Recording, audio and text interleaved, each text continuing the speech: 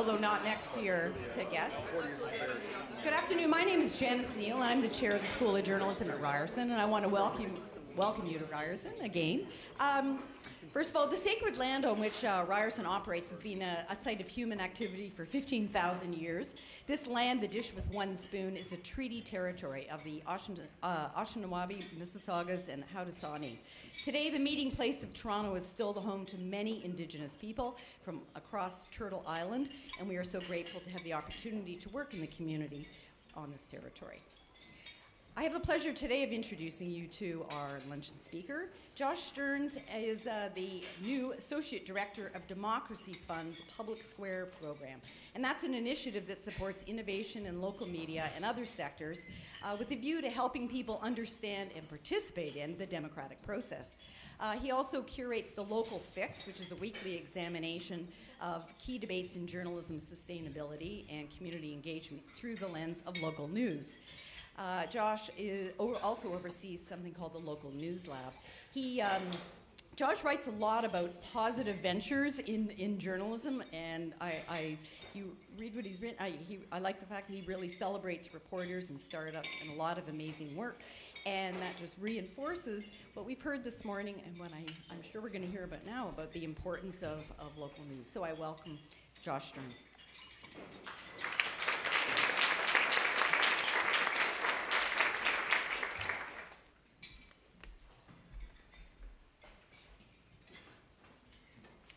Good afternoon, everyone. Thank you for that really kind introduction. And Janice, thank you so much for ground truthing us a little bit and reminding us where we are in this space and on this land. I think that that's so important, especially given the topic today. So thank you for opening up with that. And I also want to just thank the entire Ryerson crew who's been working so hard to bring us all together for this rich conversation today. Could we just have a round of applause for the Ryerson team?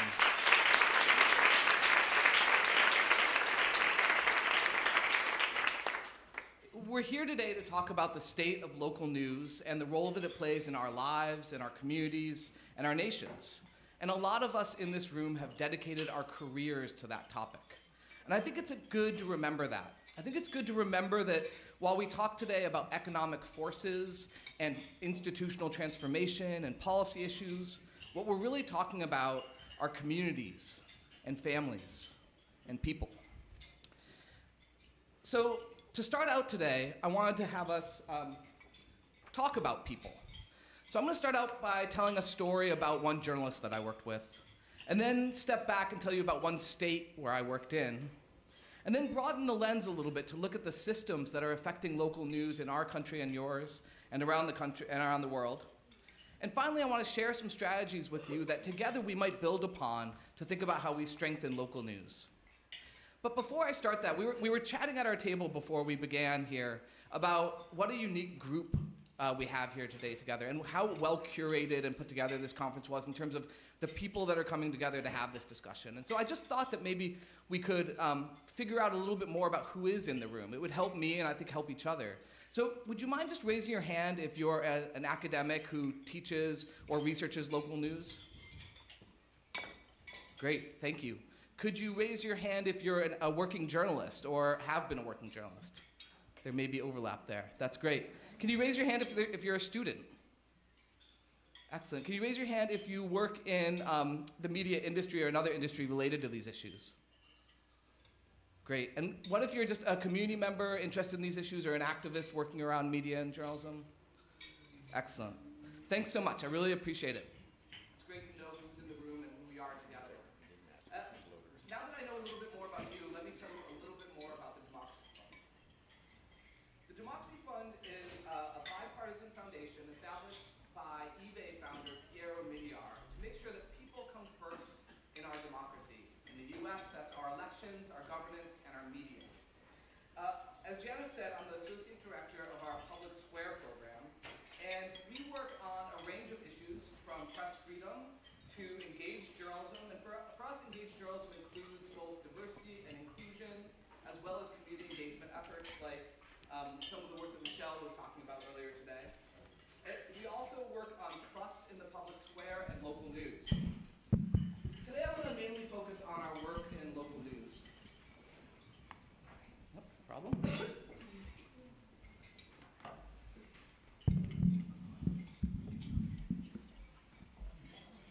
Hello? All right. So I'm going to talk a little bit about our work in local news. A couple of weeks ago, we announced $12 million in grants to support investigative reporting, press freedom, and local news. And I'm going to talk a little bit about that work, but also about the work we have going forward. And I'm joined here today by Jessica Mahone, who's on our team. Jessica just joined us from the Pew Research Center, and she's our new associate for research. And so I hope that those of you doing research in this area will seek her out, give her your cards, and have conversations with her about the work that you're doing. I think you'll find, both in the conversation we have today, and as you learn more about Democracy Fund, that we're an organization that cares deeply about evidence and about research and the work that you all do. So I'm very glad to be here today. I want to share with you a little bit of work that we actually haven't shared much publicly today. So I'm really eager to get your feedback and want to leave room for questions. And I think that you'll see a lot in what I talk about today that resonates with the panel that we had this morning already. So first, let me start with this story of a journalist I worked with. 3 years ago, I launched the local news lab with Molly D'Aguirre at the Geraldine R. Dodge Foundation in New Jersey, where I spent 2 years working with a small cohort of local news organizations, mainly small 2- and 3-person hyperlocal digital startups on things like business innovation, collaboration, and community engagement. In my first 2 weeks on the job, I toured the state, meeting with all the journalists who I was going to be working with. And one of the people I met with was Charlie Cradiville. Charlie runs a site called New Brunswick Today, which is this fierce, scrappy, hard-hitting government accountability watchdog who does reporting in English and Spanish, in print and online. The site was founded by Charlie and his friend Sean, and they focus on making sure that the people most impacted by their reporting are engaged and involved in their reporting. When I met Charlie, I found out he was homeless. I found out that he was pouring every cent that they made on the site back into keeping the site alive, while he couch surfed on in friends' apartments, basically. New Brunswick Today is a profound reminder of how strong local news can be, but also how frail it can be. And how at risk some of the people on the front lines of doing this work of rebuilding journalism really are. How many of you know people like Charlie in the work that you do? I definitely saw evidence of Charlie in the work that Damien and Chris Ali just published at the Tao Center for Digital Journalism. And I definitely encourage you to look up the survey that they did on local newsrooms. While they focused on newspapers, there was a lot of common themes. Over the 2 years I worked with New Brunswick Today, they ran 2 successful crowdfunding campaigns and turned those contributors into a brand new membership program for sustaining members. They launched a new weekly hyperlocal video series in English and Spanish on Facebook Live. They tested a creative agency model where they provided social media advice and services to local businesses. They developed and launched a regional ad network. They launched a glossy back-to-school guide for local university students. They created a new nonprofit investigative journalism fund to augment their for-profit daily news operation. And they were the first hyperlocal in the States to use Harkin, a community engagement platform. And they also were the first ones to use it in Spanish. That's an unprecedented amount of innovation and experimentation for any newsroom in a 2-year span. And those were just the big efforts. There was 1,000 smaller efforts across the time I worked with them that aren't worth even mentioning in a speech like this, but they're the sort of things that shape the daily lives of news entrepreneurs and journalists and communities across the globe. And it's worth noting they did all of this while producing hard-hitting investigative reporting that landed in places like the New York Times. And then this winter, Charlie landed somewhere else. He landed on late night TV. Before the Flint water crisis became a national outrage, it was a local news story. So were Bridgegate and the West Virginia opioid crisis, not to mention Zombie Turtle Kit. I like turtles. I like turtles. Yeah, we know. Local newspapers deserve some love. So I went all the way to New Jersey to adopt one. Big newspapers like the failing New York Times are not failing. Subscriptions have increased since Donald Trump was elected president. But how are local newspapers faring? 1 out of 3 journalists have lost their jobs at American newspapers. There are also places in this country where really there is no local journalism. And that is a terribly scary thing, because that's where democracy lives. To find out how bad it's actually getting for local news, I went to New Jersey and sat down with Charlie Cradaville, the strikingly youthful founder of New Brunswick's only local newspaper, the New Brunswick Today. How much of the paper do you personally write? In any given print issue, I've probably written between 30 or 50% of the articles in there. Stop the presses! Half the paper! Do a lot of hard work. I work very hard on this project. Is it weird to be a baby working in a dying medium? It's not easy. Must be hard keeping up on local news in a small town like New Brunswick. Paint still drying, man finds hat and tree. What you got, Charlie? The water director committed suicide because he found out he was potentially under a federal investigation. We're starting with a suicide. Okay. The city never appointed a qualified water director to replace him for the next 5.5 years. Oh my God. And eventually a man did plead guilty to public corruption for covering up problems with the drinking water. Charlie Cradaville's out there doing old-timey reporting, see? Out there with his cute little local newspaper, finding out that all the people have been poisoned. And this is why local newspapers are so important. Without old-timey reporting like Charlie's, people in New Brunswick would have no idea that their water was poisoned. Which is why everyone in town is a paying subscriber, right? No, actually, we only have, right now, less than 100 people subscribe to the paper, so... How much do your subscriptions cost? It's just $5 a month. $5 a month? $5 a month. Have you thought about ways to incentivize buying subscription to your paper? We're open to it. But since Charlie is too busy being Aaron Brockovich to figure out how to sell papers, I figured I'd do it for him. So I sat down with Gabe Zickerman, a TED Talk dweeb and expert on some... All right. So what happened after that? Just last week, they published a blog post over at New Brunswick Today that said that Samantha B had saved New Brunswick Today. Thanks to Samantha B, they ran a contest where people could win tickets to her show if they donated or subscribed to the newspaper. They brought in $20,000. That's it. But they feel like they saved the newspaper. I think that just goes to show you the margins that we're talking about and working within. That $20,000 is going to do huge amounts for them. All of that experimentation that I told you about before happened with roughly $5,000 to $10,000 in experimentation grants that we gave them. When I say these folks are scrappy, they're truly scrappy, but they deserve a whole lot more support. I do have some good news to share. This is a picture of Charlie in front of the house that he now rents. His apartment is there. He's holding a check, and this is sort of a funny story. Over the years that I worked with him, he got harassed by the police quite a bit. They actually broke into the office and took evidence out of the office that was privileged reporter material. They arrested him at one point in time. And when they arrested him, they confiscated $100 from him that he had on him. So he did what any good journalist is going to do and said, let's look into this policy. It turns out there's a policy on the books for the police to confiscate up to $100 that people are carrying on them when they get arrested. And they don't have to give it back. So Charlie wrote about it, and he got his $100 back and got the system changed. So that's a check from the police department of $100, and you'll see at the time his address is listed as homeless, but he's not anymore. So that was the story of one journalist, the ups and downs of one news organization. I want to tell you a little bit more about the work I was doing in New Jersey, more broadly. So the work with Charlie in New Brunswick Today was part of a larger national effort to create a more connected and collaborative, engaged and sustainable ecosystem in New Jersey.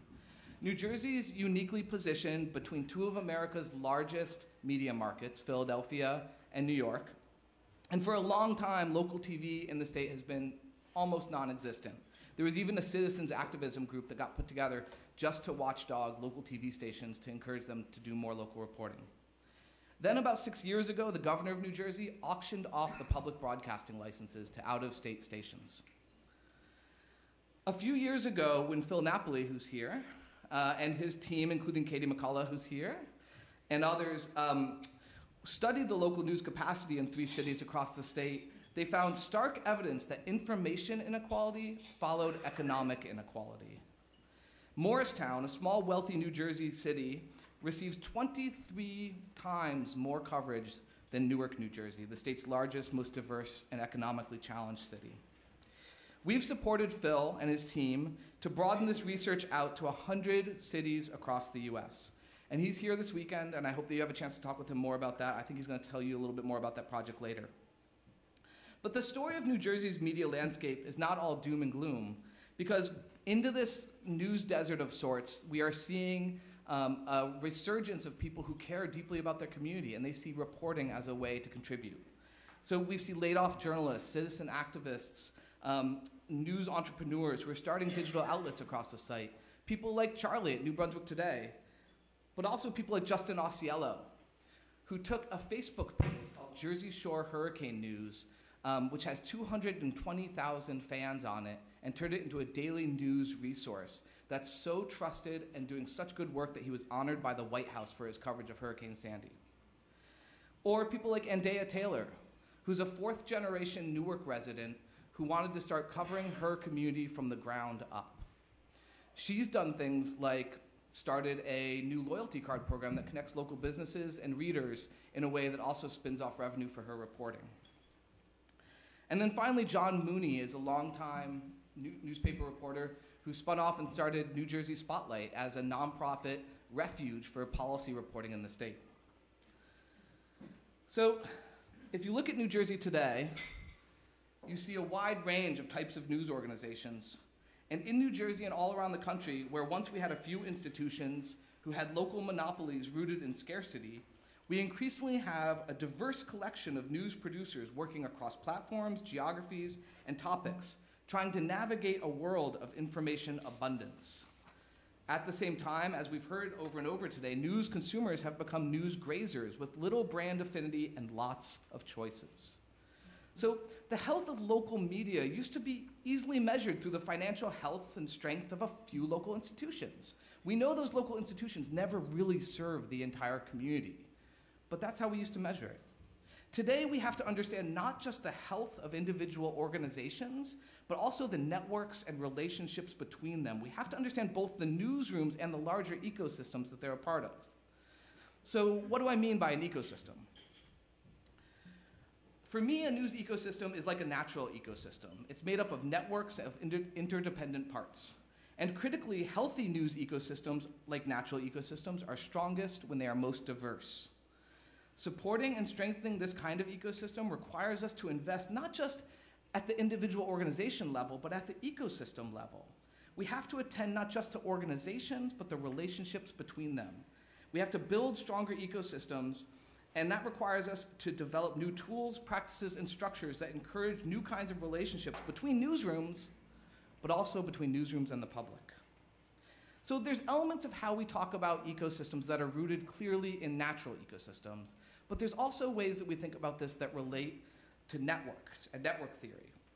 So in The Wealth of Networks, Yochai Benkler wrote, quote, "From the perspective of democratic discourse and participatory republic, the networked information economy offers a genuine reorganization of the public sphere.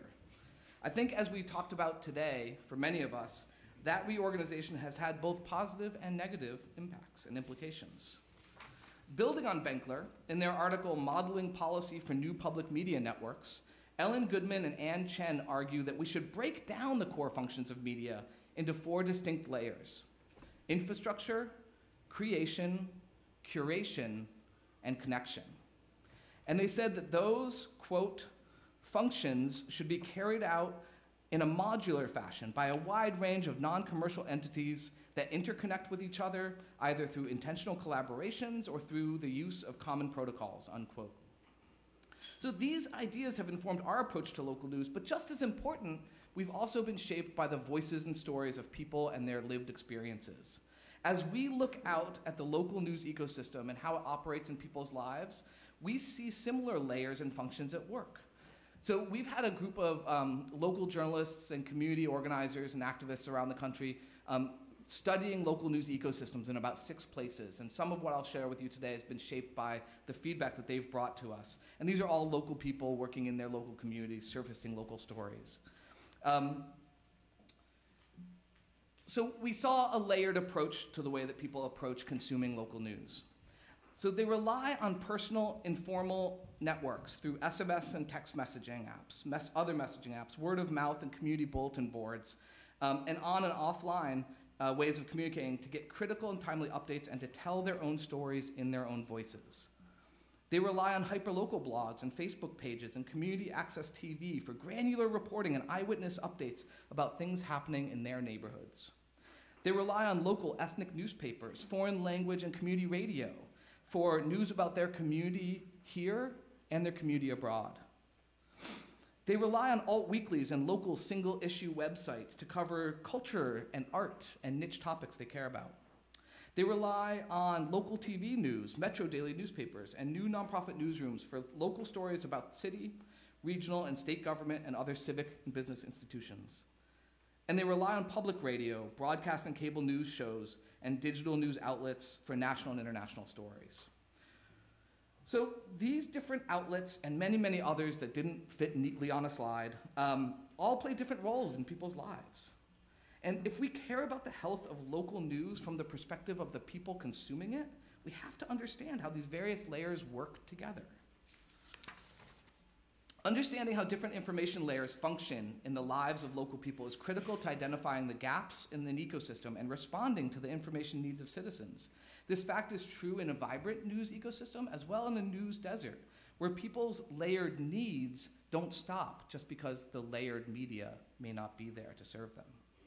If we start from the perspective of saving one specific news model, we risk investing in solutions that are mismatched to the needs of local communities and may perpetuate problems of people being left out of the news. We have to confront the reality of how news and information circulates across communities today. We have to look at the system-wide interventions and avoid short-sighted solutionism focused on just one model or outlet as a savior for local news. I believe that the future of local news will be built not as a series of disconnected institutions, but as a network of connected and collaborative journalism efforts that together create a diverse, vibrant public square. But how do we make that a reality? How do we help strengthen the public's access to trustworthy information across the various layers that we talked about and make those layers more sustainable and resilient? How do we make the whole add up to more than the sum of its parts? In New Jersey, rather than choose one silver bullet approach or hope that we could fund one newsroom that would revolutionize how people were informed in the state, we chose 3 vectors to explore and strengthen the connectivity across the ecosystem. So in terms of sustainability, which largely for us focused on revenue and business sustainability, but I think importantly also focused on human sustainability, having seen far too many great journalists burn out or suffer incredible abuse online, I know that we can't talk about the future of local news without also talking about the people who make up the future of local news. So sustainability for us was an ecosystem sustainability, organizational sustainability, human sustainability. We also talked about community engagement, very much in the model and mode that Michelle Ferrier talked about this morning. I also really appreciate a quote from Melanie Sill, the longtime editor who did a year at USC Annenberg and wrote a paper on open journalism. So she said, quote, "We must reorder the fundamental processes of journalism toward the goal of serving communities," unquote. And then collaboration and network building. For us, this work encompassed both editorial partnerships, but also backshop shared services like new sorts of legal networks, technology co-ops, et cetera, that help meet shared needs across the ecosystem and made the entire ecosystem more resilient. So let's get out of the abstract and see what this really looked like on the ground. I think what it looks like when you begin mapping actual activities over these areas gets really exciting. So within the sustainability section, you see a bunch of experiments that we tried with local newsrooms to reimagine their business models, to develop new approaches and based in feedback from their communities. We used design thinking, focus groups, hands-on coaching, small experimentation grants, and gave them resources to protect them and make them more able to take some risks and try some new things. After 2 years of working together, every newsroom we were working with had created one new revenue stream, and were well on their way to having a second. We also invested in things like the New Jersey Legal Network, which answered pressing questions from journalists who were facing state legal issues, and we did a sales academy and other trainings to help build up their capacity for selling ads, because many of the people, as you all know, running small local news organizations are not folks who know much about ad sales. On the community engagement section, you see how we imported promising models like Harkin and the Listening Post that had been working in other places, but also how we built up capacity through community organizations and media makers like the Media Mobilizing Project, who worked on community storytelling efforts and connected those to journalistic efforts. You see things like Free Press's News Voices work, which takes a community organizing approach to connecting journalists and communities through forums, advisory groups, and more. You also see things like focus groups, which actually Phil Napoli's team at Rutgers helped us with, and we actually just published a guide at the localnewslab.org where you can see the whole focus group guide, how we did it and how you can do it in your community. In terms of collaboration and network building, we supported organizers from New America Media, a national network of ethnic media outlets, to cultivate ethnic media stakeholders in the state and facilitate collaborations between ethnic media, digital media, and legacy media. We also supported the Center for Investigative Reporting, which helped facilitate a 10-newsroom statewide reporting project on small toxic sites across the state. In addition to creating an incredible pool of reporting that became almost undeniable and impossible to ignore across the state about these small toxic sites, they also created a play, a comedy show, and a poetry performance, all based on the investigative reporting that brought in people who never would have found this journalism otherwise, except through these cultural forms and community engagement efforts. When we first imagined this ecosystem work, we sort of pictured a hub and a bunch of spokes, right? But in true network form, what we ended up having was a whole bunch of interconnecting and interlocking networks that are still growing and changing across the state. At the center of that work, facilitating that work and accelerating that work, has been the Center for Cooperative Media at Montclair State University. And I just wanted to acknowledge Sarah Stonebly, who's here from the Center for Cooperative Media. We heard from other folks around the country and around the world who are developing these sorts of efforts to help facilitate this sort of work. So in North Carolina, there's the North Carolina News Cooperative. In the UK, we have the Center for Community Journalism in Wales. Folks are here from that, if you want to just. And so we're seeing this ecosystem model and this networked approach catch on, and it's really invigorating. I will say some of those interventions have worked, but others haven't, and we're still very much in learning mode. Based on the early evaluation work that we've seen, we're seeing a more connective news landscape emerging in New Jersey. And I think that's evidenced not just by sort of the formal evaluations we've done, but how people are imagining differently there. So the network is creating a new infrastructure for independent media that's making possible projects that never could have been imagined 10 years ago. And a great example of that just happened. This week, the New Jersey legislature introduced a bill that will allocate $100 million from the state budget to support public interest media in the state. These dollars come from proceeds that the state received after auctioning off public broadcasting spectrum. And the legislative campaign it took to get this done was run by one of the organizations I'd mentioned earlier, Free Press, because they were already building connections between communities and journalists. And they had built, with people across the state, a shared vision, energy, and networks to make this possible. Now, there's still a long ways to go before this bill becomes a law, but just to get here is a really remarkable thing. And I'm very excited to see how people in New Jersey are coming together about a shared vision for a different kind of local media landscape in New Jersey. So that's New Jersey. Where do we go from here? A year ago, I joined the Democracy Fund to pursue this ecosystem approach at the national level. Democracy Fund is a systems change organization, so we fundamentally care about investments that can change the systems shaping local news. Systems thinking acknowledges the complexity of these wicked problems we face and calls us to act with humility and deep partnership with others. while we were supporting the work in New Jersey, we were also developing a systems map that tried to help us understand the factors at play shaping local news and participation. And I look around the room and I see at least 10 people in this room who helped us build that map, who came to workshops. We ended up involving over 100 people in that work. Many were scholars and academics, others were working journalists, activists, and others. And you have copies of this map actually on your table. We don't have enough for everybody, but it is also available online where you can actually have an interactive version of this where you can go in and visit every loop on this map and see the forces at work and the research that undergirds all of this work. So there's research and footnotes for all of these loops. I'm not going to spend a lot of time going into that today, and I know I broke the preeminent pedagogical law about not giving people stuff while you're trying to talk. But I wanted to make sure you could take that home if you wanted to, but also you can find it at democracyfund.org.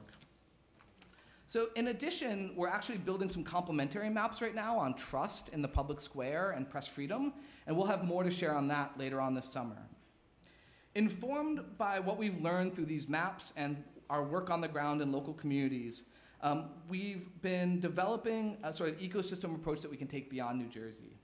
But understanding that every news ecosystem is going to be different, it's going to be shaped profoundly by local forces and histories on the ground, we were less interested in replicable models from New Jersey and more interested in replicable intelligence. What we wanted to share was what we had learned, not necessarily always how we had done it, because local communities needed to leverage and build on this work, not just try to copy and paste it. So based on our experience in New Jersey and our understanding of the forces at play, we created a framework that I want to share with you today that we hope communities can use to develop meaningful local strategies and strengthening ecosystems. And I'll say the graphic design on this stuff is not top-notch, so, and I don't have as many GIFs as, actually I have no GIFs, sorry Damien. But our framework is broken up into two lists. One is a list of characteristics of news ecosystems. So these are things to look for when you're looking at a news ecosystem, around the health of a local ecosystem, key areas for potential interventions, et cetera. And I'll say, this for us presumes we have a bunch of other data because we've been working with Phil Napoli and his team on the concrete quantitative data around news workers and news outlets and some of the other stuff. So you won't see that kind of data in here. This is more about how is the ecosystem functioning, not the hard numbers of what's there. The other list was a set of qualities. How would we know we had a healthy news ecosystem when we got there? What would we be looking for? So in both cases, the categories are broad buckets designed to let people put their own communities into this and let their own communities shape it and make it work for them.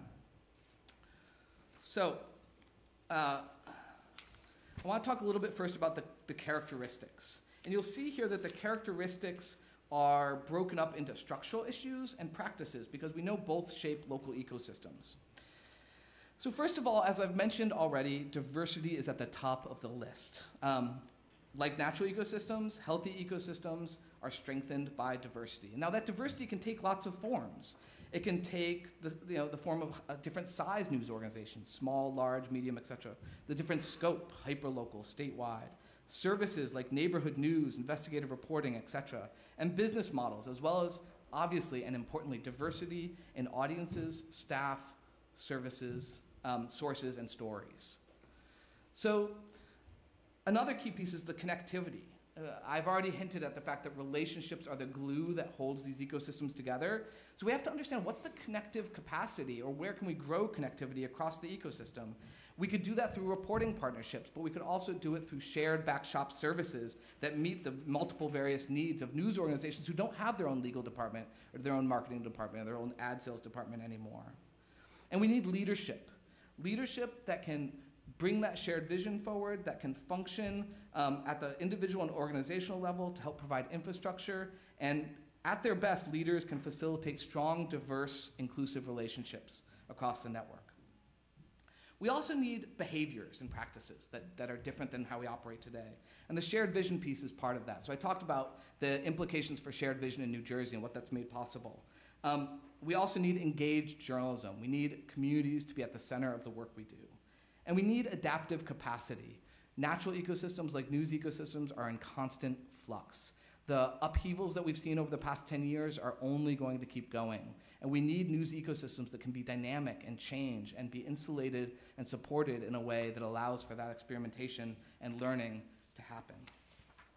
So in terms of qualities, what does it look like when we start getting there? What kinds of investments and experiments might actually help us get there? I think that a healthy news ecosystem is cohesive. And a cohesive ecosystem is one that balances the needs for collaboration without eliminating the role of competition. I'm not saying that everything needs to be a collaborative, happy-go-lucky, hunky-dory, partnership now. We still need and value competition, but we need to balance those things. It's sort of like how you might think of Jeff Jarvis's old quote, "Do what you do best and link to the rest." These sort of cohesive ecosystems become more efficient and less duplicative. They allow for more collaborations that leverage the unique organization's strengths and let them invest in their strengths while letting somebody else do the other part of it. And they create more shared services that help rebuild the capacity around local news. So some potential innovations or interventions that we've looked at are supporting hub organizations and hub functions to help facilitate some of this. Others are others are centers like Montclair State that we talked about earlier, and reporting partnerships that build relationships. And then finally, professional networks like in the US, ONA Local and Hacks Hackers and others that help connect the dots. So a healthy news ecosystem also must be relevant. A relevant ecosystem covers issues that matter deeply to local people. And some of Phil's work on how do you measure actually the amount of community information needs being met or being produced and covered has helped us understand this a little bit more. But we need news that provides residents with information they need to participate in democracy. And that doesn't have to just be content. It can be other kinds of networks where people are communicating with each other. But media will cover and disseminate the critical civic information they need. Journalists will actively engage communities before, during, and after the reporting process. And newsrooms will respond to diverse community needs. So how do we get there? We've already talked about supporting engaged journalism, and the work that Michelle has been doing is a great roadmap to some of that. Community organizing approaches that aren't about politics, but about bringing journalists and newsrooms together. Research on community information needs and where they're being met or not. And new reporting models like solutions journalism and other sorts of things. And then finally, sustainable. I know I keep coming back to this. We all keep coming back to this. It's obviously the question that haunts a lot of us. A sustainable ecosystem features a diversity of models, as we talked about, both of production, distribution, and revenue. And it will be an ecosystem where newsrooms and individuals are financially secure, healthy, and safe. Growth in the amount of news being produced in that region and connectivity across that, increasing levels of support from the community. I believe really deeply that communities may not financially support news, but there's other kinds of support. We need communities to be supporting news more, and we're not going to get there just by stomping our feet and asking for it. We need to change what we do to get there. So potential interventions, things like a business model laboratory that can actually coach people through developing new business models. Coaching and mentoring for transformation, trainings and events, technical assistance. Sarah Stonebly at the Montclair State University has thought a lot about these things, and their work have tested a lot of these things. I really encourage you to talk to her about it. So how are we using all of this? A framework doesn't matter if you're not applying it. There's a couple national efforts that I want to start out with that are working with local communities that put some of this into action. And I think all of this gets much more real when you talk about it on the ground. So in terms of community engagement, the Free Press's News Voices work, and you can find that at newsvoices.org, has been bringing journalists and communities together across New Jersey for these community events, launching community advisory boards, hosting deliberative dialogues, and they're expanding to new states. So they just launched in North Carolina, and the team is creating a roadmap for more partnerships in more states to do more of this work. The News Revenue Hub, at the intersection of sort of community engagement, collaboration, and sustainability, the News Revenue Hub grew out of the Voice of San Diego, a 10-year-old nonprofit newsroom in the States, which had really unlocked the potential for small donors to make up a huge part of their revenue. And they wanted to share what they knew with other organizations, other newsrooms. So they launched the News Revenue Hub We funded them for a pilot project that had 5 news organizations as part of it initially. And they began building on their expertise. And what they do is they offer the software support, the data support, the administrative support for running a membership program for 1 and 2 and 3 and 4 person newsrooms who don't have that capacity. And then they advise them on messaging, communications, outreach strategies to build those members and that membership program. And the results so far have been profound. In 5 months, working with 5 news organizations, they got them all launched with membership programs and have raised over $1 million in donations and sustaining pledges. So, where do we go from here? Our Ecosystem News Project is getting ready to identify locations where we can make a significant long-term commitment. I think that's really important. We're not just diving in and diving out of these places. We're going to be there for multiple years, making a sustained, significant commitment. And our goal is to work deeply in 3 to 5 regions to support this kind of local news innovation and ecosystem work that we saw in New Jersey and we're seeing develop other places. And we want to support innovators in other places beyond those 3 to 5 regions as well. We're going to do all of this in deep partnership with local funders and local stakeholders who will drive and shape our investments. So we're not going to be a national funder who swoops in and says, we know how to fix the news. We're going to say, here's what we learned. Here's some resources. Let's work together. And we commit to doing all of this with openness, transparency, and accountability. So to that end, we try to publish everything we do and everything we learn on the localnewslab.org. That's localnewslab.org. And we have a weekly newsletter that you heard mentioned before, the Local Fix, where we try to highlight not our work, but your work, the work of people out around the country and around the world who are thinking, caring, and contributing to this conversation about local news. And we've published a report on the work in New Jersey, so you can find it there. It's bit.ly/local news report. And that was our activities from 18 months of doing this work in New Jersey and what we learned from that. It was written by Molly D'Aguirre and I hope that it can be useful to you. So at the end of the day, I care about local news because I care about building communities. I care about local news because I care about hearing all of the voices and stories of my community. And I care about local news because I care about creating a more equitable society, a more just society, and a democracy that works for everyone.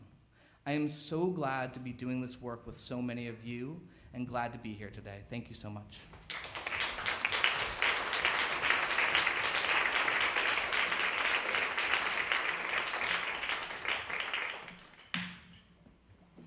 Thank you so much. I'm filling up my notebook with ideas and links, and it certainly feels like this is a very engaged room that I'm sure has a number of questions.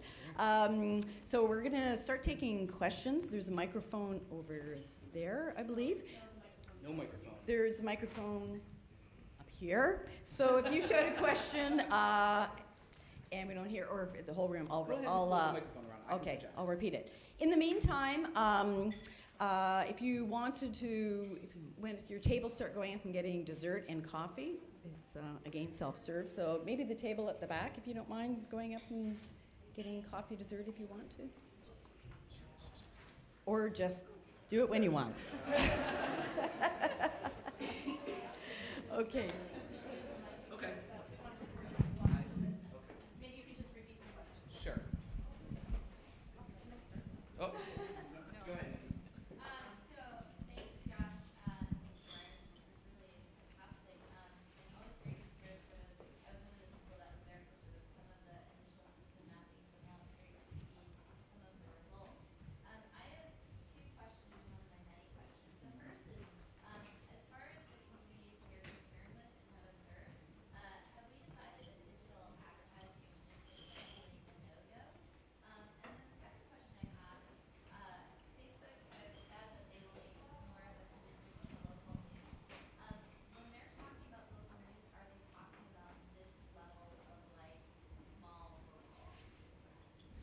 Both great questions. So one, have we decided digital ads are dead and useless? Two, what is Facebook thinking? So digital ads I would say that a number of the sites that I work with have digital ads and have used them effectively, but have used them carefully. And the main thing that I talk about with the sites I work with is it's fine to have digital ads, especially at the local level. Many of these folks are selling kind of custom-made digital ads to local businesses, which is a very different thing than big ad networks. So I think when we talk about digital ads, we have to think about it in a wide variety of ways. So I don't think they're dead, and I'm going to move out of, I'm hearing the feedback here. And in terms of Facebook, I think we've seen a sea change with the way that Facebook is dealing with and connecting with journalism and media. I don't think that that sea change is making all the sandy beaches appear, but I think it is beginning to show that there's opportunities for collaboration. Facebook is not thinking about small digital hyperlocal 2- and 3-person newsrooms. When they think about it, they are totally overwhelmed. So they are very interested in hubs like the Montclair State Hub, which has a project with Facebook, I believe, and places where they can get economies of scale through working around collaborations and partnerships. So there's interesting work just emerging there, but most of when they talk about local news, they're looking at Metro daily newspapers and others.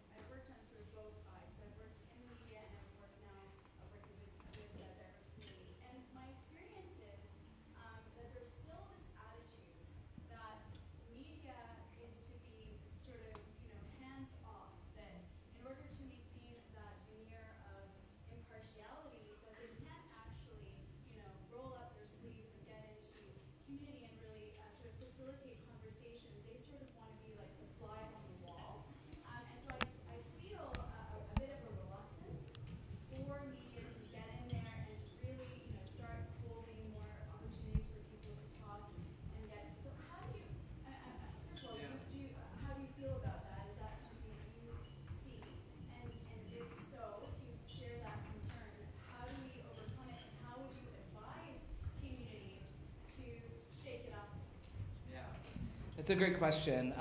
And the work that Free Press has been doing has really been around creating community literacy and cultural literacy for news organizations, as well as creating news literacy for community organizations. So that community organizations used to perhaps think, well, if I release a press release, maybe I'll get a story. And now they're saying, here's how a story's developed, here's how editors make choices, here's who to talk to, that sort of thing, so that we can actually have literacy on both sides and begin finding common ground to have those conversations. What we've seen through some of that is that news organizations go, oh, phew, Free Press is here. You guys figure it out and we'll just show up to the forum, right?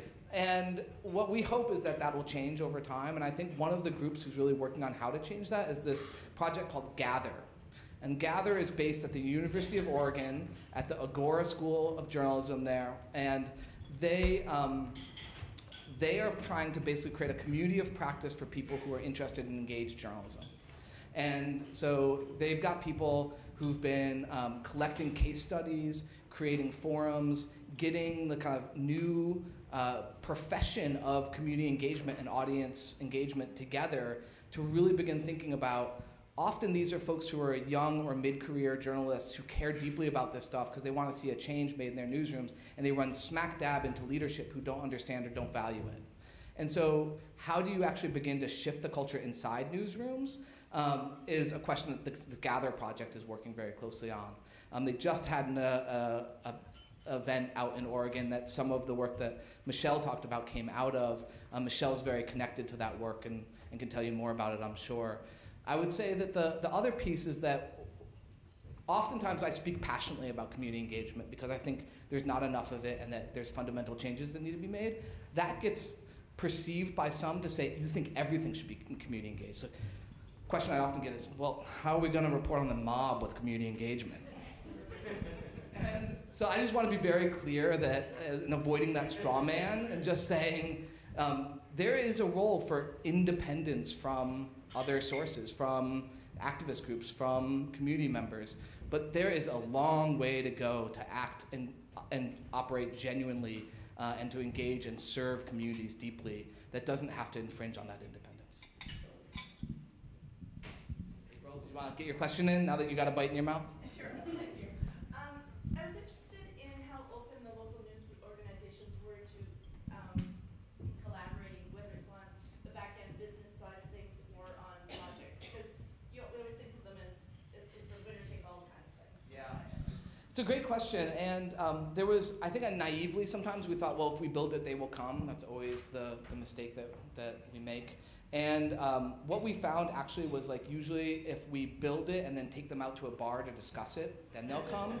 And what I'm really saying there is that the relationship building has to come before whatever else you're building. And so it took time for these news organizations to get to know each other, to trust each other's editorial judgment, to understand their approaches. And once that relationship building had started, then we started seeing much more ease and comfort in collaborating around things. But you know, when money comes to the table, it gets really complicated really quickly. So things like the advertising network was really hard to figure out, like, well, our site gets this many clicks and your site gets that many, so we need to slice it this way and that way. And there's great models for that, but even so, it's money on the table, right? And like, that's really tough for these folks who are scraping by. And so I think, you know, the collaboration work isn't about just kind of building it and they will come. It's about deep relationship building too. I think that's, Sarah's not sitting over there, but it's having a center like the Center for Cooperative Media that can convene people around their shared needs.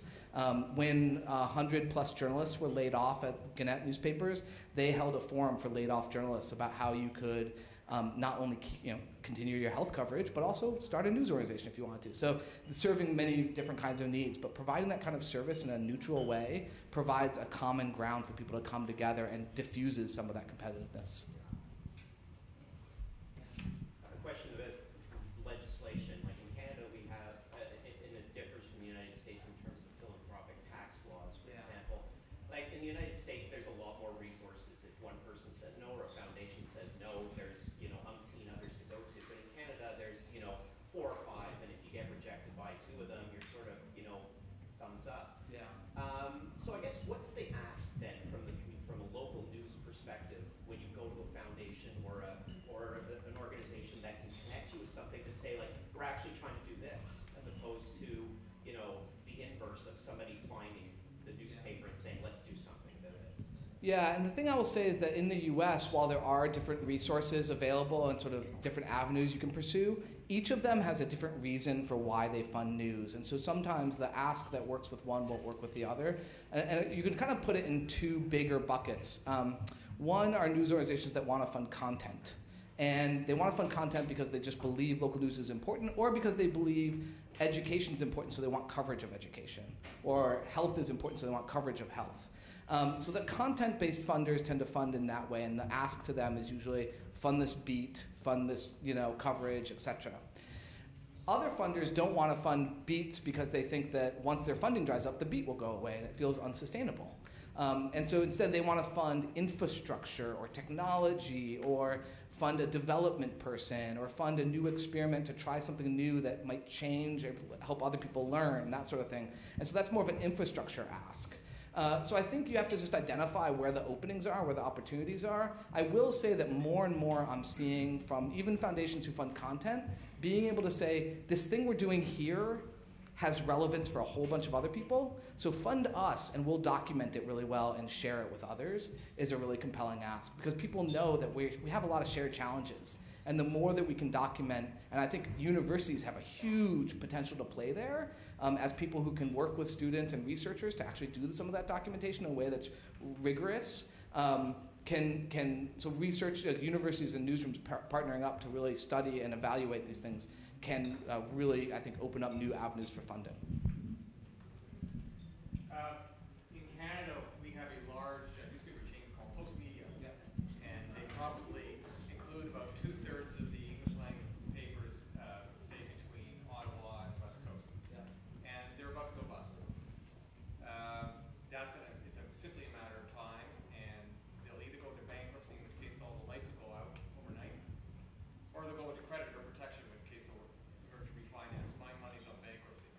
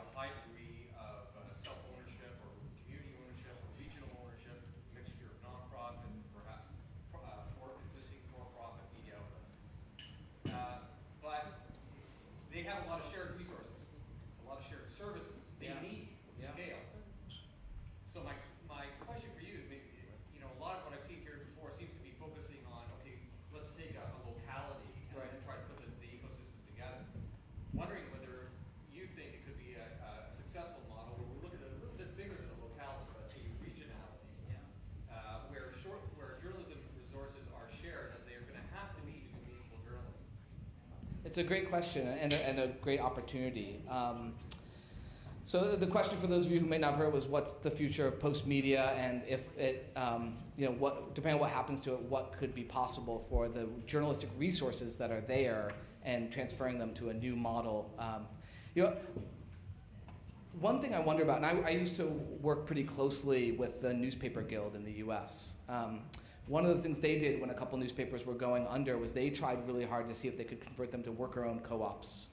It didn't end up happening for any of them, but they looked at something like the Green Bay Packer model, where the community owns the newspaper, or a worker-owned model where the workers own the newspaper.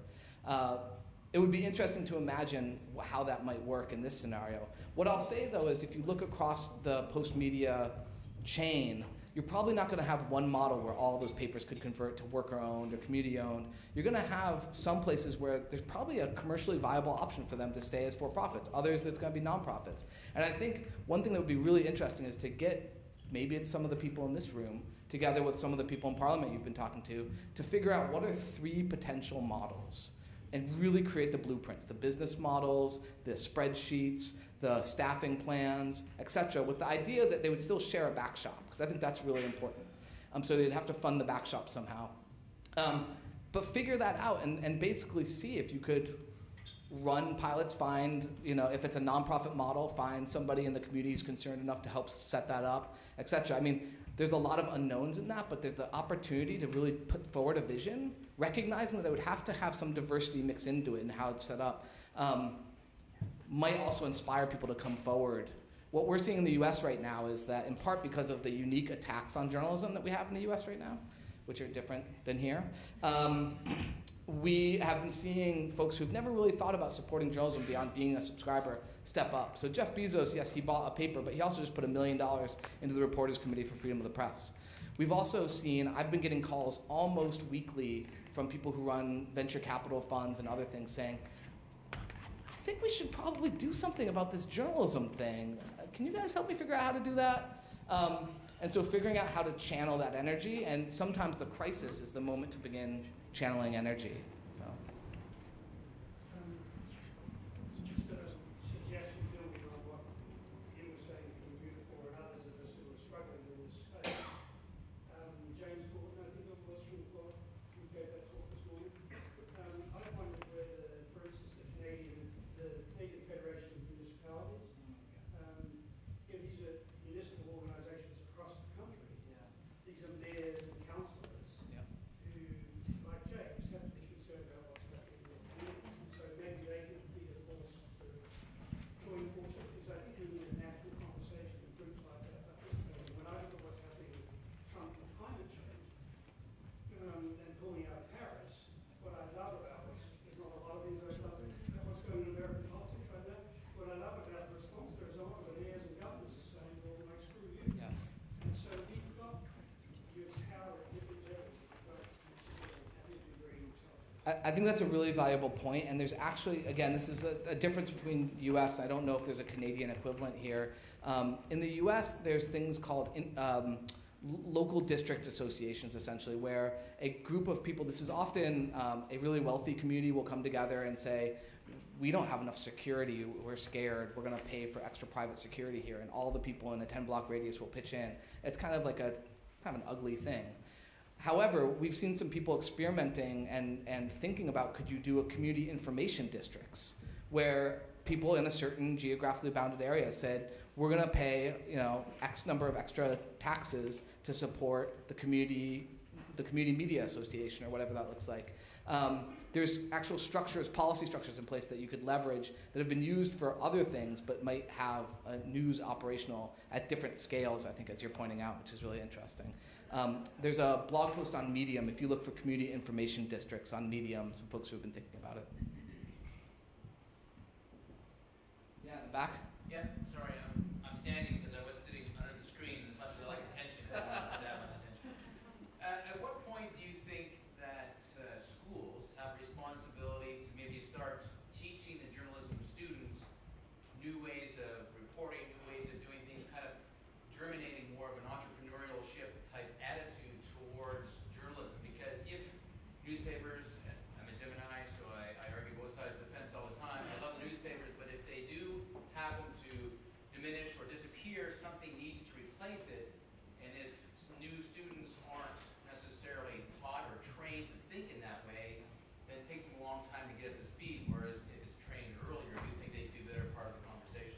Well, it's a great question, and you're in the room with some folks who have thought deeply about that. I mean, there's some interesting programs at CUNY where they have this social journalism program, which is really doing a very different approach. They also have an entrepreneurial journalism program. At the New School in New York City, they've got a program that they're actually exporting the curriculum out to other colleges and campuses called Journalism and Design. But Michelle, I mean, maybe you want to stand up and just talk about the network of entrepreneurial professors who teach entrepreneurial journalism that you've been helping kind of cultivate. Sure. So I think, as I mentioned this morning, part of the equation is invention. We've got to do it at the local level, and not necessarily just journalists, but part of what we've been doing in the U.S. is building, and across the world, is building that media entrepreneurship, media innovation agenda within the curriculum, helping students to really think critically about the gaps, look at solutions using design thinking and human-centered design, helping them understand both the content side and the financial development side, because that's usually a piece that we have not fed our students very well in the journalism education, and then helping them experiment while they're in school to get a sense of what that's like. The reality, as many of you probably know, and in the US at least, the student debt may prevent those students from going out and actually starting an enterprise of their own. But what we find is that the skill sets that we've taught students within that kind of entrepreneurial mindset are the same types of knowledge and skills that legacy media organizations, new organizations that are developing, need that kind of thinking. So thank you, Josh, for the opportunity. And I've got some research on skills and knowledge. And some of those university professors gather at CUNY once a year. I wrote a blog post on universities as laboratories for new kinds of journalism and democracy. It's up on Medium. If you search some bunch of those phrases, you'll find it. I'll tweet it out later. But it actually has a list of places that are doing stuff like Michelle's talking about, the Reese News Lab in North Carolina, the CUNY program, and other places that are actually doing that kind of stuff, and could be models for other examples.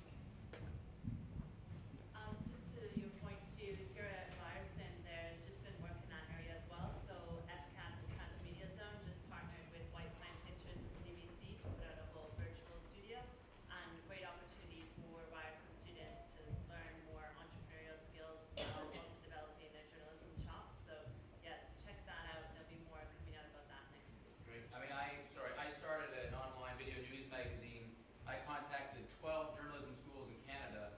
Not one person wanted to do anything. I applied for summer jobs. I had a government grant.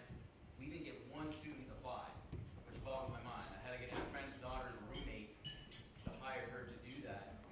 And it worked out for the summer, so I hired a full-time journalism student who just recently graduated. Even still, I can't get anyone, except for a few, who want to talk about what we're doing. We've produced over 900 video segments and have opened up our second branch this summer with another student. And we have used from 4,200 cities around the world. The mayor comes in on a regular basis. We have all kinds of things. But when I try to engage the community, I don't know if it's because it's a startup or what, but I can't. I was shocked I couldn't even get a student interested. I did get 2 applications, but their English was quite poor and I couldn't pronounce their names. It was quite obvious. I said, this is for a reporter's job, you understand that. And nobody. So, you know, this year, I mean, we got somebody because now we have a wee bit of a track record. But I tell you, it's very disheartening when people talk about and wringing their hands and what are we going to do, what are we going to do, and you put it out in the line and say, this is what we're doing, and you can't get anybody to even apply. Well, maybe here you'll find some new allies. I saw another hand that went up. Yep. I had a question about, you mentioned the attempted worker violence in the U.S. Yeah. And I think I remember at that time one of the problems was change would not allow sort of piecemeal sales. Yep. So it was like, you buy 20 papers, you want it all. I'm guessing the same would happen for the country. So how do you deal with that problem? Yeah, it's a great question, and one of the things that I think would need to be looked at. So obviously, a chain, if they're selling out their outlets, wants to make sure they get a certain return on it, and so doing some economic research on how you could price things to break them up and individual outlets versus selling as a chain. You might even be able to find that selling individual might be a whole heck of a lot more legal fees because you're paying your lawyers for every deal. but could in the end end up earning you more. But we would need to, you'd have to, I think the economic argument is probably what stops them from selling it individually. So there's perhaps work to be done there. Thanks very much. Thank you very much.